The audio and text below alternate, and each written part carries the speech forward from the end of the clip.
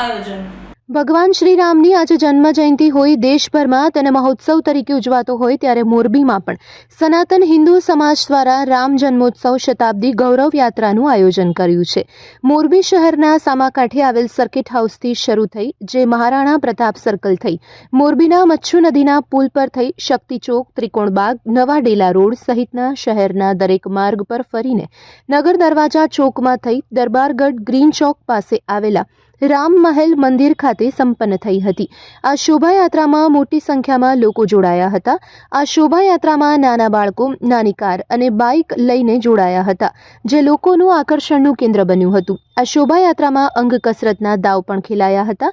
શોભાયાત્રાની લંબાઈ 1 કિલોમીટર જેટલી દેખાઈ રહી હતી। આ શોભાયાત્રામાં હિન્દુ સમાજ સંગઠન અગ્રણી કમલેશભાઈ બોરીચા, જિલેશ કાલરિયા, રુચિર કારિયા, ભાજપના આગેવાન બ્રિજેશભાઈ મેરજા સહિત અનેક આગેવાનો જોડાયા હતા। શોભાયાત્રાના રૂટ પર સેવાભાવી લોકોએ ઠંડા પાણી સાથે ઠંડા પીણાની બોટલનું પણ વિતરણ કર્યું હતું। નવા બસ સ્ટેન્ડ પાસે અને નગર દરવાજા ચોકમાં મહાઆરતી કરવામાં આવી હતી। બાદમાં ગ્રીન ચોક, દરબારગઢ પાસે રામ મહેલ મંદિર ખાતે શોભાયાત્રા સંપન્ન થઈ હતી।